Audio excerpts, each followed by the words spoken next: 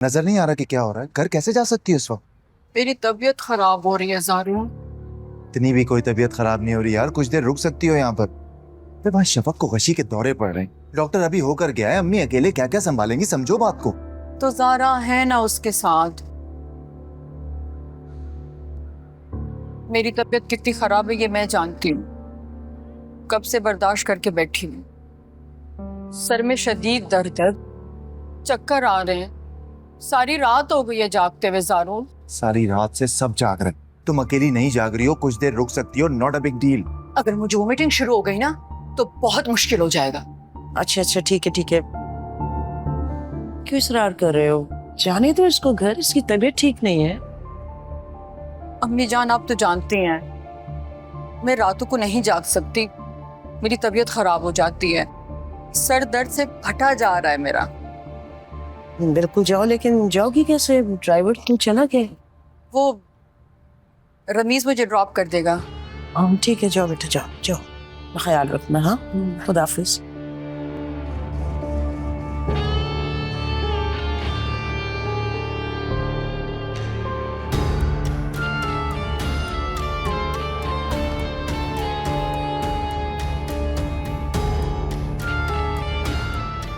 ये तो चाहता है मैं इसकी प्यारी शफक को लोरी दे के सुनूं, उसकी खातिर करूं। जो आया है उसने जाना ही है, तो दुनिया के काम तो नहीं रुक सकते ना बहन। जी मैं समझ सकती हूँ, दुनिया के काम नहीं रुकते, लेकिन जिसका अपना इस दुनिया से चला जाता है उसको संभलने में टाइम लगता है। हम तो खुद शफक के फर्ज से सुबुकदोश होना चाहते हैं, लेकिन अभी उसकी हालत इस काबिल नहीं है कि ये किस्सा छेड़ा जाए। भाई एक बार शादी हो जाएगी तो संभल जाएगी, जब तक वो इस घर में रहेगी रो रो कर अपने बाप को याद करती रहेगी। कोई मामूली सदमा नहीं है नजमा बहन, माँ बाप का बिछड़ जाना कयामत से कम नहीं होता। अभी शफक के लिए माँ बाप दोनों ही नूर भाई थे। चलें ठीक है, आप 2-4 रोज और आगे बढ़ा दें। अगले हफ्ते की कोई भी तारीख दे दें। अगले हफ्ते की? नहीं, इतनी जल्दी कैसे हो सकता है? मैयत का घर है, कम से कम 6 माह का टाइम देना पड़ेगा आप लोगों को। 6 महीने? 6 महीने तो बहुत होते हैं, हमारे तो मेहमान इतनी दूर से आए हुए, वो इतनी देर कैसे रुकेंगे? तो उन्हें भी समझना चाहिए ना कि इस घर में क्या कयामत टूटी है। या रुक जाए या फिर शिरकत ना करें, क्योंकि ये हमारी मजबूरी है। ये क्या बात की आपने? हमारे घर की पहली शादी है, सब लोग लाखों रुपए खर्च करके खुशी खुशी आए, वो ऐसे कैसे चले जाए? और फिर वो सब सगे रिश्तेदार हैं।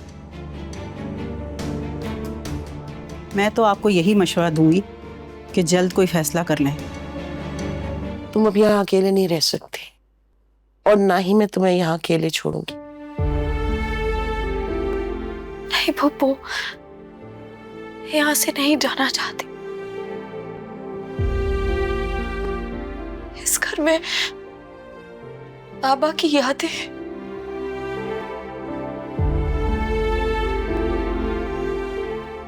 शफक, हम तुम्हारे जज्बात समझते हैं, लेकिन हकीकत को देखो, तुम अकेले नहीं रह सकते यहाँ पर।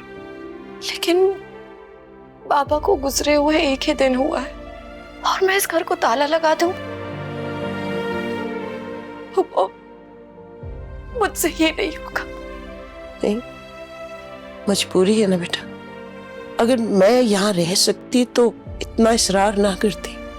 तुम जानती हो मेरे ऊपर उस घर की भी जिम्मेदारी है।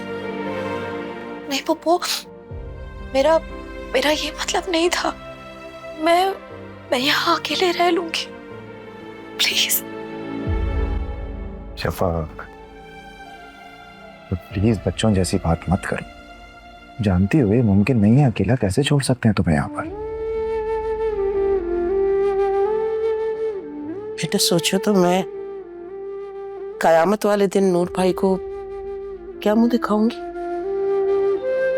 अगर वो मुझसे पूछेंगे कि मेरी बेटी को अकेले क्यों छोड़ दिया, तो मैं क्या कहूंगी उनसे?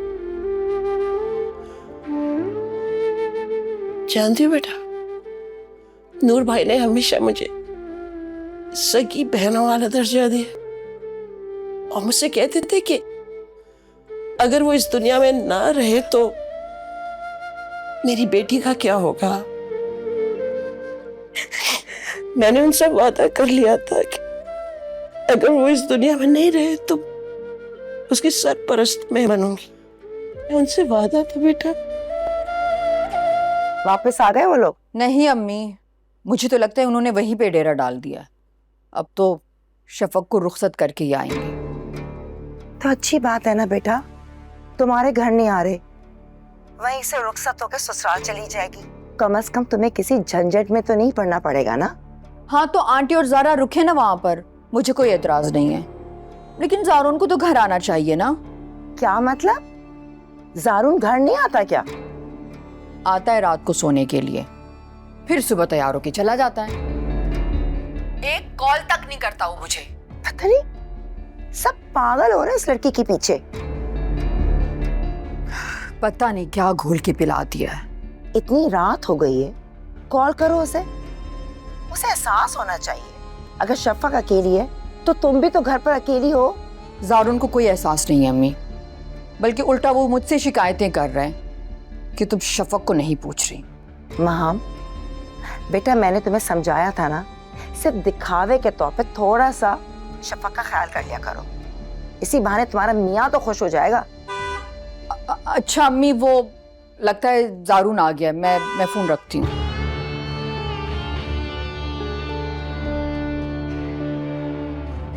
शफक तुम यहाँ? हाँ, अब ये यहीं रहेगी। हम बड़ी मुश्किल से शफक को यहाँ लेकर आए। आना नहीं चाह रही थी, लेकिन अब वहाँ अकेली तो नहीं रह सकती थी ना, कोई ऑप्शन नहीं था। हाँ बिल्कुल, तुम ठीक कह रहे हो ज़ारून। नूर भाई के बाद अब हम ही है ना इसके अपने। बस वो चले गए और हम पे सौंप गए। उन्होंने तो अपनी जिंदगी में कह दिया था कि मेरे जाने के बाद शफक आप लोगों की जिम्मेदारी। बड़े मियाँ बहुत होशियार थे, पहले से ही प्लानिंग कर ली थी कि मेरी बेटी किस तरह इनके घर में घुस जाए। माँ, हम सब ने खाना नहीं खाया हुआ, अब खाना लगवा दो, बहुत भूख लग रही है। जी मैं अभी लगवाती हूँ। ज़ारा बेटा, शफक को आज अपने कमरे में ले जाना, कल मैं इसके लिए कमरा तैयार करवा दूंगी। जा बेटा। लंबे प्रोग्राम से आई हैं मैडम। वो खाने के बाद मेरे कमरे में आना, कुछ जरूरी बातें करनी है, ठीक है?